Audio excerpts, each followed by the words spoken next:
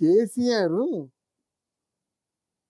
అసెంబ్లీకి ఇక రాడా? అలాగే అంటున్నారు జనాలు. ఎందుకంటే, అరే చాలా ముఖ్యమైన విషయాలున్నాయ్యా నీ సమక్షంలో తేల్చుకోవలసిన అంశాలున్నాయి.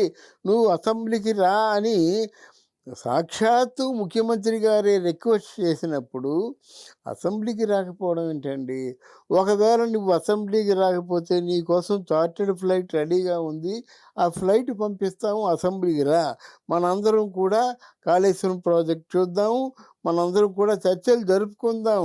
అక్కడ లోపాలు కానీ, మంచి కానీ, చెడు కానీ ఏదున్నప్పుడు కూడా మనలో మనం చర్చించుకుందాము. భవిష్యత్తు కార్యాచరణ రూపొందించుకుందాం అని చిల్లకి చెప్పినట్టు చెప్తే మీకు నల్గొండలో ఏం పనండి? ఏం పనండి? అంటే నల్గొండలో మనుషులను చూడకపోతే మీరు ఉండలేరా? మనుషులు జేజేలు ఓడిపోయినప్పటికి కూడా జేజేలు పలకపోతే మీరు బ్రతకలేరా? ఒక పక్క తుంటిరిగిపోయింది, నేను నడలేనంటున్నారు. ఒకే ఒకసారి అసెంబ్లీకి వచ్చే ముందు నేను రాలేనని మీకుగా మీరు నిర్ణయించుకుంటే, ఇప్పుడు శాసనసభాపక్షం పదే పదే మిమ్మల్ని రిక్వెస్ట్ చేసి మీరు పెద్దలండి, మీ తాలూకు సూచనలు కావాలన్నప్పుడు ఆ పెద్దరికాన్ని నిలబెట్టుకోకుండా ఉండడం మంచిదా? చెడ్డదా? మిమ్మల్ని ఏమనాలి? మీకు పెద్దరికం ఇచ్చారండి, పెద్దరికాన్ని నిలబెట్టుకోవాలి. కమాన్, మీకు ఏ సందేహాలు ఉన్నాయి అడగండి, నేను చెప్తా. నాకు ఒక రోజు 2 రోజులు మాత్రం రావడం వీలవుతుంది, తర్వాత నేను రెస్ట్ తీసుకోవాలి. డాక్టర్స్ సివియర్గా వార్నింగ్ ఇచ్చారని చెప్తే ఎవరు కాదంటారండి? అంతేగాని నల్గొండ వెళ్ళిపోయి జనాలు చూసి రెచ్చిపోయి ఏంటి కేసీఆర్ని చంపే దమ్ముందా అంటే చంపేవాడు ఎవడు చెప్పడు, చెప్పేవాడు ఎవడు చంపడండి. మీ కేసీఆర్ గారికి బాగా తెలుసు ఈ విషయం. ఎవడైనా చంపుతామని చెప్పినట్టయితే చంపుతాడా? చంపడు. చంపుతానని చెప్పేవాడు చంపడు, చంపేవాడు చెప్పడు. ఇలా ఎన్నో జరిగాయి. కనుక ఆ చంపడం వరకు ఎందుకు వెళ్ళిపోవాలి? ఆ నోటమ్మట అశుభాలు ఎందుకు మాట్లాడుకోవాలి? నువ్వు మంచి లీడర్ అని పేరు తెచ్చుకున్నావు. తెలంగాణ నువ్వు తెచ్చినా తేకపోయినా నువ్వే తెచ్చావని అంటున్నారు. తెలంగాణ బాపు అంటున్నారు. నీకు ఆ గౌరవం దక్కించుకో. ఈ కాళేశ్వరం విషయంలో నిజాలు నెగ్గిచాల్చవలసిన అవసరం మీకే ఉందండి. మీరు ఎంత ఖర్చు పెట్టారు, ఎంత వెనకేసుకున్నారు, ఇందులో అవినీతి సొమ్ము ఎంత, వాళ్ళు చెప్పినటువంటి మాటలకి మీ తాలూకు చేతలకి ఎంత వ్యత్యాసం ఉంది అని చెప్పవలసిన అవసరం ఉంది కదా.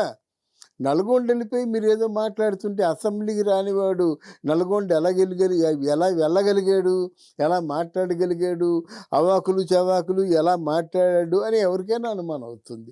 ఆ అనుమానం ఎందుకు కలిగించాలి? పోనీ మీరు ఎందుకు రాలేదు? దానికి కారణం మీ అబ్బాయి కానీ, లేకపోతే మీ తాలూకు మేనల్లుడు కానీ ఒక వీడియో రూపంలో ఈ కారణం చేత అసెంబ్లీకి నేను అటెండ్ అవ్వలేకపోతున్నాను, దయచేసి సభాపక్షంలో ఉన్నటువంటి నేతలందరూ నన్ను మన్నించండి అంటే ఎంత హుందాగా ఉండేదండి. ఆ పని మీరు చేశారా? ఎంతసేపు రేపే ఎలక్షన్స్ ఉన్నట్టు ప్రత్యర్థులు అంటే పాలకవర్గాన్ని, మీకు ప్రత్యర్థులు ఇప్పుడు మనకు పాలకవర్గాన్ని అదే పనిగా తిడుతూ ఉంటే జనాలకి ఎలాగుంటుందని మీకు తిట్టడం తప్ప ఇంకేం తెలీదా? తిట్టడం తప్ప ఇంకేం తెలీదా? వాళ్ళు ఏమన్నారు, మీరేమన్నారు? నీళ్లు నిధులు నియామకాలు అన్నారు. నీళ్ళు వచ్చాయి, నిధులు ఎంతవరకు వచ్చాయో మీకే తెలియాలి. ఆ నిధులు ఏ విధంగా దారి మళ్ళాయో ప్రజల్లో ఒక టాక్ ఉంది. దానికి మీకు శ్వేతపత్రం ఇవ్వాల్సినటువంటి అవసరం ఉంది. అలాగే నియామకాలు, ఆ విషయంలో పప్పులో గాలేశారు. అది తప్పు ఒప్పుకోవాల్సిందే. నియామకాలంటే ఎన్ని జరిగాయి? ఎంతమందికి ఉద్యోగాలు ఇచ్చారు? ఎంతమంది పరిశ్రమల్లో ఈరోజు ఎన్ని లక్షల మంది పనిచేస్తున్నారు చెప్పండి, తేల్చండి, నిగ్గు తేల్చండి. అంటే తెలంగాణ రావడానికి కారణం అదే కదా. అది చెప్పకుండా మీరేదో సభల్లో కూర్చొని జనం చప్పట్లు కొడితే మీరు రెచ్చిపోయి నన్ను కొట్టే మగాడు ఉన్నాడా, నాకు కొట్టే దమ్మున్నాడంటే కొట్టడం ఏం కొంతేవల ఎంతంతమంది ఎన్ని విధాలుగా దెబ్బతిన్నారు. అదొద్దు మనకు ప్రశ్న. మీ మీద మోపబడినటువంటి అభియోగాలకి మీరు శాసనసభకు వచ్చి సమాధానం చెప్పాలి. మిమ్మల్ని మీరు నిరూపించుకోవాలి. లేకపోతే ఎప్పుడు కూడా తలదించుకున్నటువంటి హరీష్ రావు కూడా తలదించుకున్నాడు. ఈరోజు రేవంత్ రెడ్డి అనుభవం లేకపోయినా చాలా చక్కని పరిపాలన అందిస్తున్నాడు. ఆయన మాట, ప్రతి ఒక్క మాట కూడా ఒక అంటే భావితరాల్లో మాత్రం చాలా మంచి ఇంప్రెషన్ సంపాదిస్తున్నాడు. నెక్స్ట్ రాబోయే రోజుల్లో రేవంత్ రెడ్డి చాలా ఎత్తుగా ఎదుగుతాడనేటువంటి ప్రగాఢ విశ్వాసం నాకుంది.